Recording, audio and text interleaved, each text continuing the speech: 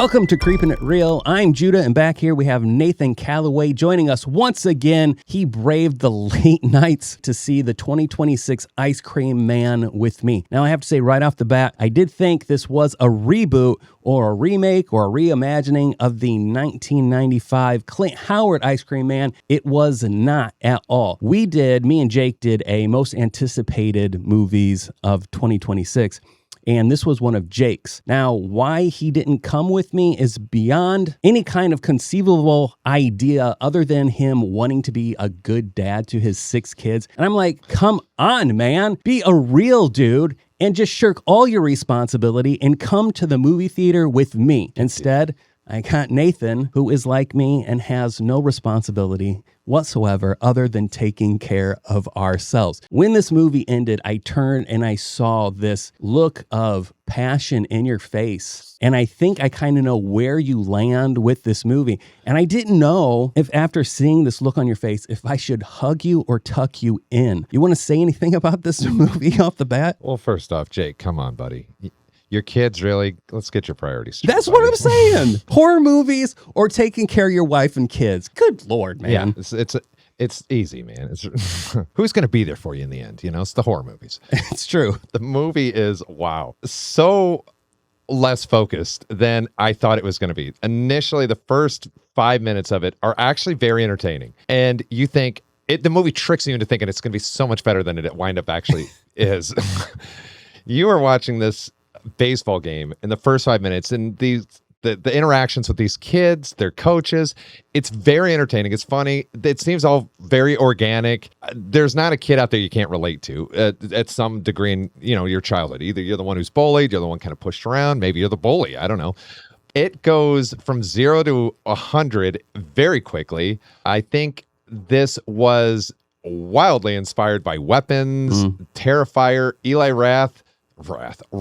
You are not an artist. You are a cherry picker of other horror movies that some good, some not so good. I don't care for Terrifier. It's not my cup of tea. I enjoyed Weapons, and you thought that you could blend them in and no one would notice. Well, Judah and I noticed. Okay, look, I saw Weapons right away. I was like, this is Weapons on freaking meth. Cheap meth. Terrifier. The only reason Terrifier popped into my head while watching this movie is because I thought, why is it that I can watch this movie and have some enjoyment, whereas Terrifier, I have zero enjoyment for that movie. I was told it was a good movie. I watched it and I was like, this was absolute dog shit. Then I was told, oh, the second one is so much better. I watched the second one. I was like, this was just as dog shit as the first movie. And now it's like everybody and their dog's like, you got to see the third one. And I refuse. I could see people being like, how is it you don't like Terrifier, but you're okay with this one? That's the only reason Terrifier popped into my head, is because I was analyzing my own self as to why I hate one versus the other. Well, they're gore porn. I mean, that's what it is. And I hated Terrifier 2 less than I hated Terrifier 1. Mm-hmm. The first one was awful. I heard the same thing. Go see the second one. It's better. It is better, but it's not that it's better. It's just, to me, it was less bad. And then the third one, I did see the third one because, again, everyone's like, no, the third one ties it together. Third one is so open-ended, and it's not great either. It's like the first one. But getting back to this film, that's what this is. This is a little funner, maybe because it's more in the daylight, and it has a little bit of a Sam Raimi-esque about it. But there's about an hour of just constant, just mutilating people, the kids doing it. Mm-hmm. And it's like, I got bored watching just kids killing adults for like almost solid. You never get to even focus on the main characters, which actually I kind of found to be likable, but you don't get a chance to like them. Uh-huh. The camera's just all over the place. I think the characters were fairly well written. You just get no time with them. Okay, I'm trying to think of 2 movies that engage children in the same amount of time. And I can think of Goonies, which is a classic that I personally love. I love Goonies. It Chapter 1, not the 80s version. Oh, yeah. Those children in that I was really connected with. Yeah. Like each one of them I cared about heavily, even the ones that maybe their story wasn't so much as prevalent as the rest of them. I cared for all of them. Yeah, well balanced. I felt that they spoke properly for their age. They may have said some things occasionally, but it wasn't this constant dropping the F-bomb like this nerd kid in this Jarhead, Jared. Jarhead, yeah, they called him Jarhead. And I was like, come on, Eli, yes, we all know that kids say some things that they shouldn't when they're not around adults, but this is like ridiculous. I mean, but that's Eli Roth's, that's his go-to, like, is shock effect. He's not an artist. He's a shock effect guy. Anybody who's seen Hostel or Cabin Fever, which actually Cabin Fever is not really, well, it's kind of dated now, but like when it came out, I kind of thought it was an original idea. The characters are not as well developed because that was one of his earlier things, but that's all it is. It's like, let me show people a bunch of gore. Let's show a bunch of kids cussing and doing things they could never actually, no parent's probably going to tolerate, or, not good parents. Not our parents, that's for sure. No way. Yeah, I mean, I can't speak to what parents are like now, but I know growing up, none of my friends or myself, we could never talk to at all like that or behave like that. Yeah. These kids were awful to each other. It was a little Bad News Bears-esque early in the film, and that was a little fun, because they're just kind of amongst each other. And, we'd kind of talk a little like that when there was no parents around. But these kids just... But again, that's Eli Roth. That's what he thinks he's a button pusher. He's always a day late and a dollar short, and everything he does to try to shock the crowd has already been done 50 times. We've already seen the Terrifiers. We've already seen these kids, just dropping F-bombs or doing extreme things to whatever achieve the mission, which by the way, a 12-year-old hero in a movie, unless it is a kid's movie, doesn't sell well to the adult viewer. And yeah, the second one falls apart for me. But I hate chapter 2. Sucks. Yeah, it is. The first one, though, I felt very much the same way. I felt connected to the kids. I cared about the kids. I wanted each of them to make it, and I was invested. The Goonies is a fantastic example. I loved that movie. I watch that now as an adult, and I'll still have just as much fun and warm feelings watching that. Yeah. This movie, they are fun for 10 minutes. Then you see them it's like they're background characters in their own movie. Yeah. Quick side note, because you're talking about you enjoying Goonies still as an adult, which I do too. But there's a minor, and I say very minor because I don't have very many followers, but there's a minor... We're working on that. Exactly. Crowd out there that think I am crazy, and I want to know your opinion, because Jake grew up watching Gremlins, and he loves Gremlins. And I'm like, okay, that's fine. But I missed that boat because that was a movie my parents were not going to let me watch. So you too, huh? Yeah. So I didn't get to see it till I was an adult. So it landed completely different for me. I can see why it's considered a classic, but it didn't latch on to me. Goonies latched on to me because I was allowed to see it.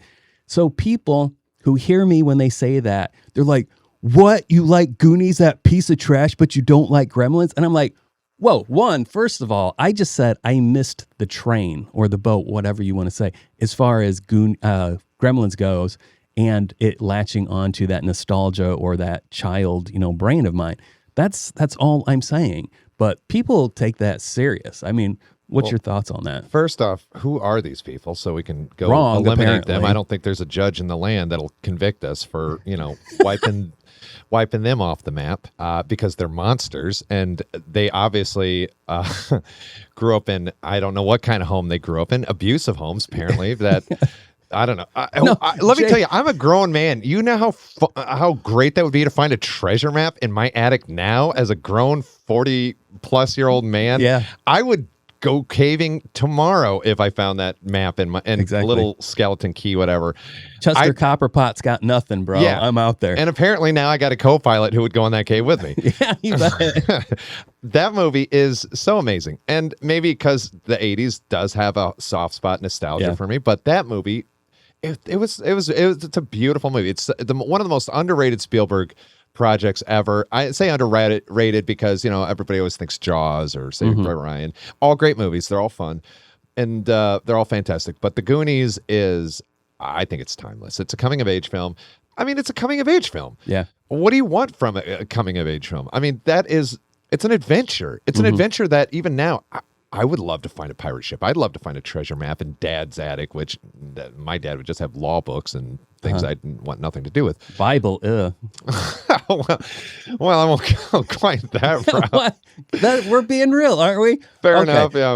But let me get us back on track. Not because you took us off track. I took us on a side quest there.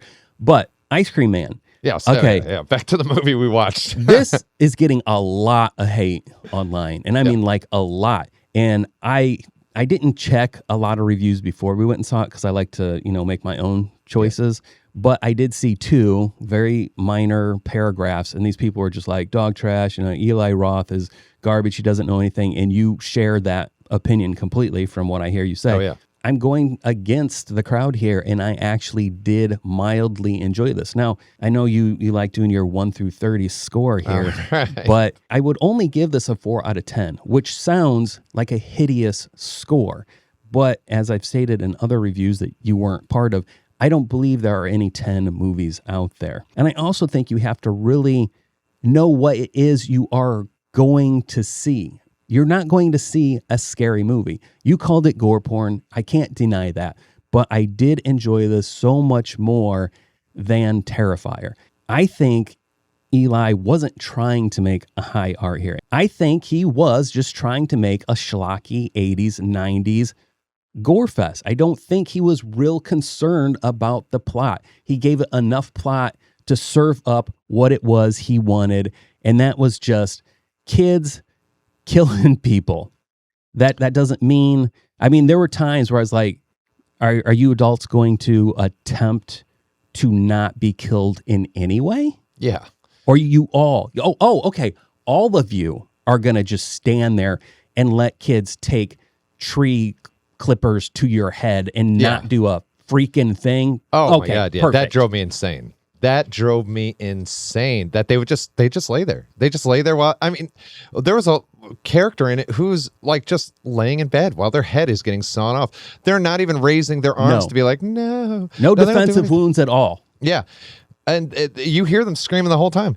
And it's like, okay, maybe I get it. You don't want to hurt your kid. It is your kid, I guess. That's your progeny or, whatever, your offspring. And you don't want to harm them, but that doesn't mean you'd spank their ass if they were running around in a grocery store. But apparently, all bets are off when it comes to sawing your head off or stabbing you with hedge clippers or, taking a table saw to you. They're like, none of the books I read about raising children ever address having my head sawed off. I don't know what to do. Yeah. The therapist who wrote the book, he left that chapter out. Exactly. What were they thinking? Yeah. Give me your 1 out of 10. I'm going to give it a 3.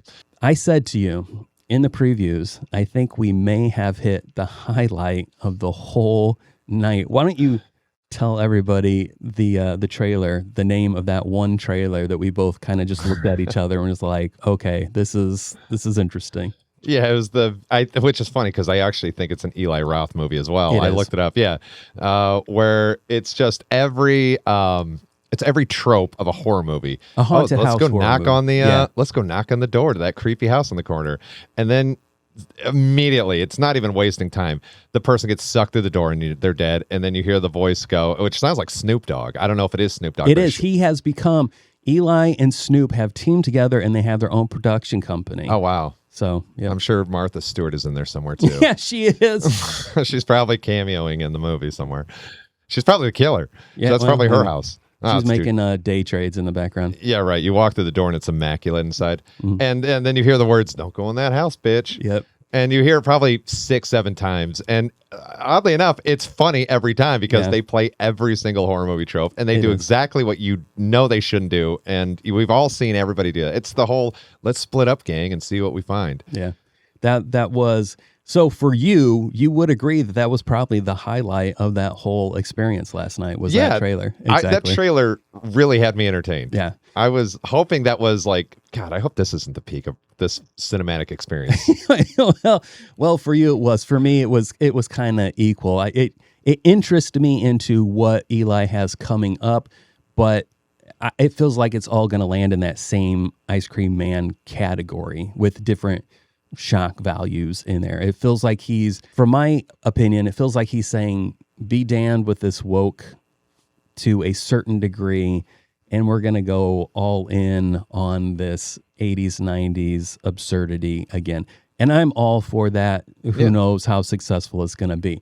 But if you made it this far, you're a champion. You get a gold star. Please like, subscribe, and share. I am on Instagram and X. You can check the bios for those links. Nathan, we're doing Buddy. That's we still are. on the. Oh wait, and R.I.P. Man. We got R.I.P. Man to coming up here in a week or so. We got to schedule that in for ourselves. This has been Creepin' It Real. I'm Judah. This is Nathan back here. Thanks for watching. Talk to you later.